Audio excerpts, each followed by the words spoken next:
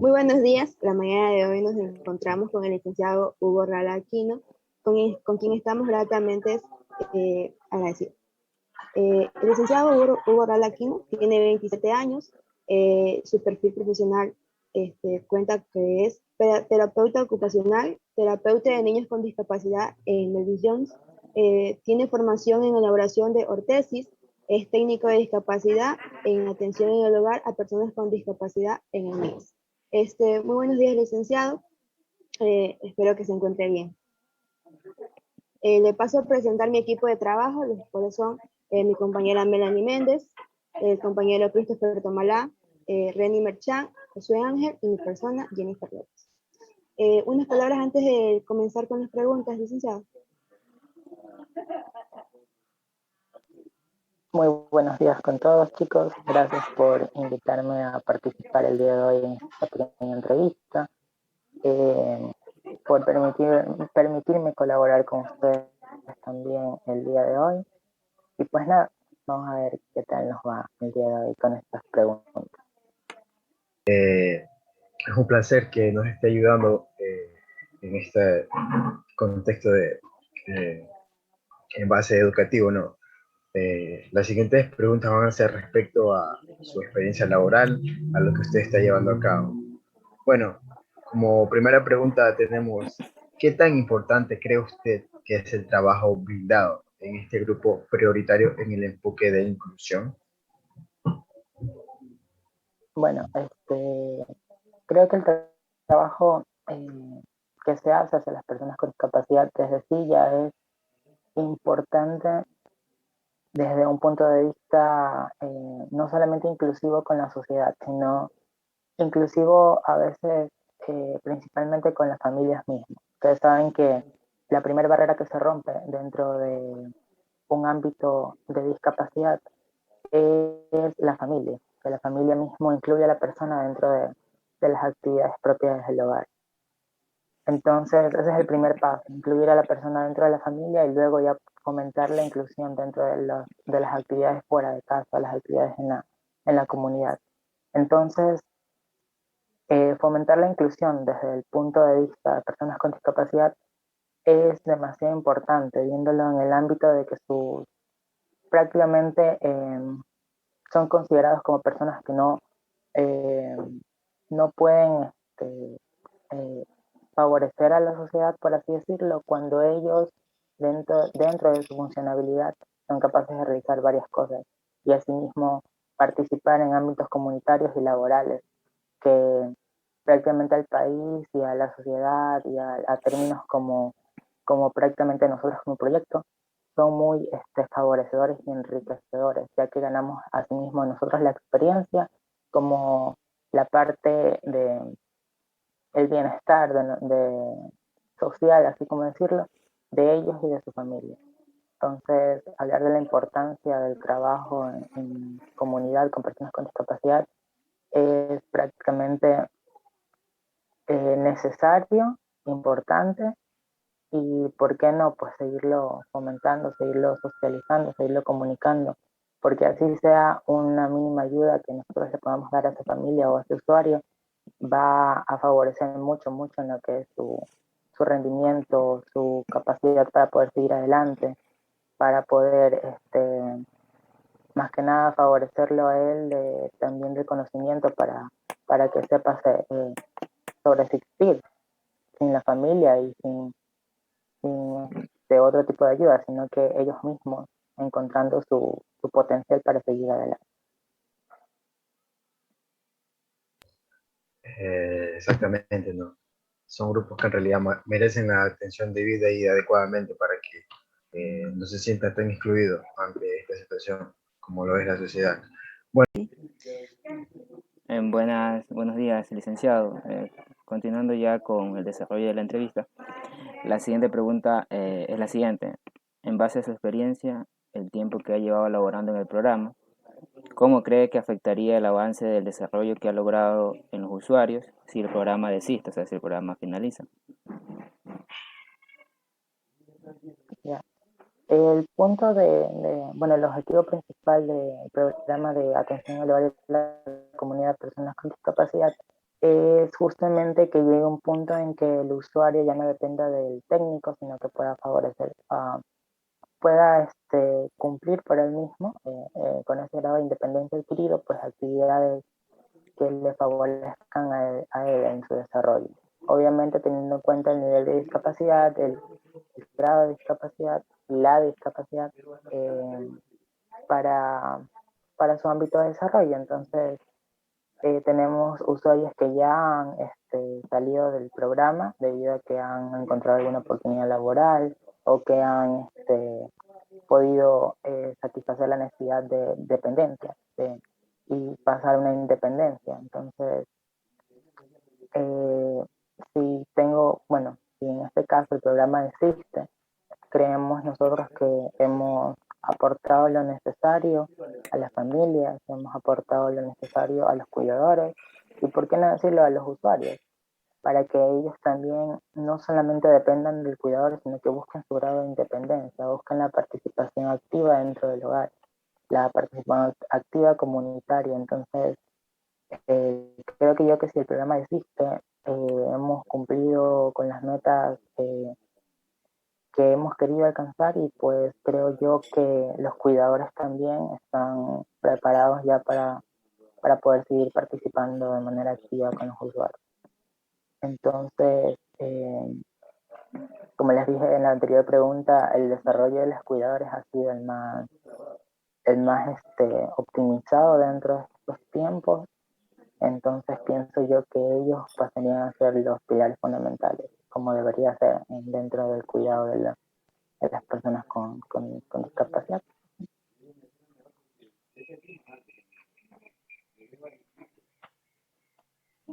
Perfecto. Buenos días, licenciado.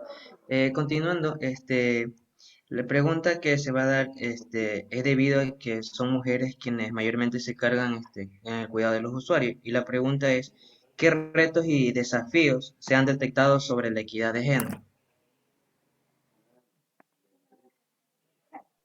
Pues sí, todas las cuidadoras prácticamente son mujeres, entonces uno de los retos que hemos tenido que abarcar ha sido cuando, por ejemplo, hemos tenido también o hemos requerido la participación de los cuidadores o los padres o los cuidadores o los hermanos o los hijos o personas que esté responsable del cuidado de la persona con discapacidad. Por ejemplo, cuando ha habido programas que netamente han necesitado una presencia masculina, pues ahí hemos visto un déficit en participación. Uno, dos, tres, cuatro, cinco personas que vienen por las dos unidades. Entonces estamos hablando de que tenemos 60 familias y que se les asisten cuatro o cinco, en este caso hombres responsables del cuidado. Entonces, prácticamente sí, como la persona con discapacidad viene representado como un niño, cuando ya no estamos hablando de un niño, sino ya de una persona muchas veces adulta, pero le siguen diciendo el bebé, el niño, entonces prácticamente le están dando un diminutivo. Entonces, lo que se entiende es porque en sí el, el contexto entonces es que la mamá o la hermana o la tía o otro responsable de cuidado de género femenino tiene que hacerse responsable de la persona con discapacidad por lo mismo, porque se lo ve representado como un niño o como alguien que depende y que necesita de todos los cuidados. Entonces ese reto lo hemos visto precisamente dentro del hogar. Hogares con situaciones un poquito conflictivas, en la situación de que inclusive el mismo usuario, por ser mujer, se le priva de situaciones en las que puede participar, ¿ya? Y que el usuario a veces está óptimo para participar, pero no le dejan por el mismo sentido de la situación de discapacidad y porque es niña o porque es mujer. Entonces hemos tenido asimismo a través de la psicoeducación, por así decirlo, que intervenir de una manera indirecta, pero pues de cierta manera intervenir, haciendo énfasis en prevención de violencia, haciendo énfasis en participación de participación activa del usuario en todos los niveles. Hemos tenido casos también de mismo privación de derechos de la misma usuaria, de una usuaria que tuvimos un ligero problema por una situación de violencia. ¿Ya? Entonces, el reto más que nada es disminuir un poco la mentalidad que tienen todas las familias de la situación de género. Entonces, eso es un tema todavía un poquito muy tabú, inclusive dentro de las familias, hablar. Cuando íbamos a hacer las charlas en el hogar, lo primero que teníamos era que teníamos la concentración de todos, pero decíamos el tema y todo el mundo se miraba, todo el mundo comenzaba a desistir de la participación. Entonces era complicado tomar ese tema dentro del hogar, porque como les digo, viene marcado no solamente desde ahorita, sino desde con antecedentes, inclusive son parte mismo de ese núcleo familiar. Entonces como que uno ir a romper netamente ese contexto que tienen ellos de lo que piensan o de lo que les han inculcado seguir pensando. Entonces era el reto más complicado que teníamos.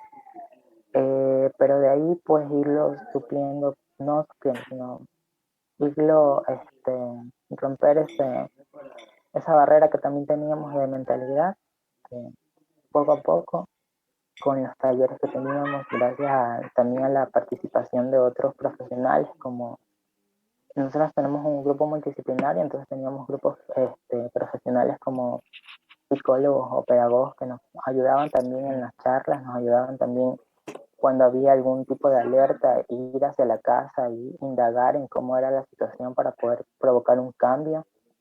Entonces todo eso fue favorecedor. Inclusive en pandemia, pues que prácticamente la situación de estar mucho tiempo contenidos en el hogar comenzaba a fomentar las conductas un poquito no favorecedoras, como violencia o como restricciones de ciertas cosas, así mismo por la situación de género. Entonces tuvimos un caso de una usuaria que estaba haciendo prácticamente como solamente vivía con el papá. Entonces el papá era el que le decía que ella tenía que hacer todo en la casa porque era mujer. Entonces ella prácticamente tenía que cocinar, lavar, planchar, limpiar la casa. Entonces era una persona, una usuaria con discapacidad cognitiva. Entonces ella, de tanto que el papá le repetía lo mismo, o sea, ella ya literalmente estaba ya con esa de que ella solamente tenía que hacer eso. Entonces, asimismo tuvimos la alerta por parte de una sobrina de ella que nos mencionó la situación que estaba, porque la chica igual nos mencionaba que ella estaba siendo como una empleada prácticamente para el papá y que ella ni siquiera tenía los cuidados necesarios. Entonces acudimos como esa alerta y pues igual se logró una solución. Y creo que ese ha sido el más el mayor reto, igual seguirlo indagando, porque siempre a veces nosotros tampoco sabemos qué pasa dentro del hogar y nosotros llamamos y nos dicen sí, está todo bien, pero luego nos presentamos y comenzamos a notar conductas que no son positivas. Entonces siempre está en el trabajo el técnico, cómo indaga, cómo llega, cómo mantiene eso, por así decirlo, comunicación con el contexto familiar para poder romper en este caso la barrera que nos genera el contexto de género que ya viene pues previamente adquirido por algunos familiares. Bueno, pues aquí claramente se ve que todos nos encontramos en situaciones distintas y más que nada estas personas con discapacidad. Y también por otro lado que, bueno, vivimos en una sociedad machista, entonces pasan estas cosas, tanto en que la mujer tiene que tener más este cargo de responsabilidad, de cuidados, incluso el ejemplo que dio de la usuaria que sufría este tipo de abuso, maltrato por parte de su padre. Bueno, sabemos que todo no es en color de rosas dentro de lo que ha sido la ejecución de la política pública. Así algo breve sobre cuáles son los factores que a veces no permiten a los usuarios que quieran permanecer dentro del programa. Bueno, que quieran pertenecer dentro del programa, pues no hemos tenido obstáculos ahí. Cuando hemos requerido, por ejemplo, algún usuario por algún motivo, ya que ahorita el principal también problema que tenemos nosotros es ¿cómo es? El registro social. Entonces, por ende, cuando un usuario ya sobrepasaba el registro social permitido, pues teníamos que egresarle, teníamos que ingresar a otro usuario. Entonces, no había ningún problema, los usuarios querían participar por el mismo problema que hay, de que no hay muchos, si no es por mí, no hay otros programas que... En los derechos de las personas con discapacidad, pero igual ahí se encuentran estos altibajos, ¿no? Pero lo importante es la función del programa, que logre los objetivos. Igual siempre el mayor problema es el desconocimiento. Creo que si nosotros comunicamos las situaciones a las familias, a los usuarios, ya estamos aportando mucho, porque a veces ellos desconocen sus derechos o situaciones así, entonces. Ya, y otra cosita que les quería socializar es que ya no... Recording in progress. Que ya no se conoce, bueno, ustedes saben que todo cambia cuando hay un nuevo gobierno, entonces el gobierno que pasó ahorita, pues aún mantenía el término de persona con discapacidad. Bueno, el nuevo gobierno pues ya no, ahora se conoce personas con diversidad funcional, ya no se conoce el término como persona con discapacidad. Ahora se va a utilizar el término diversidad funcional, ya que desde su diversidad, hablando de la discapacidad, pues ellos son capaces de funcionar en distintos ámbitos dentro del hogar y fuera del hogar. Entonces, por ende, el término nuevo ahora es persona con diversidad funcional. Bueno, licenciado Hugo, quedamos gratamente agradecidos por su disponibilidad de tiempo, que se haya prestado para colaborarnos el día de hoy. Espero que pase bien. Muchas gracias, como le repito, y que le vaya excelente en su trabajo. Gracias por la atención. Muchas gracias también por haberme hecho participar. Espero que mis preguntas hayan logrado su objetivo y pues siempre para colaborar. Muchas gracias. Un gusto, licenciado, por su la entrevista de hoy. Con gusto, muchísimas gracias. Muchas gracias, gusto. licenciado. Muchas gracias. Muchas gracias.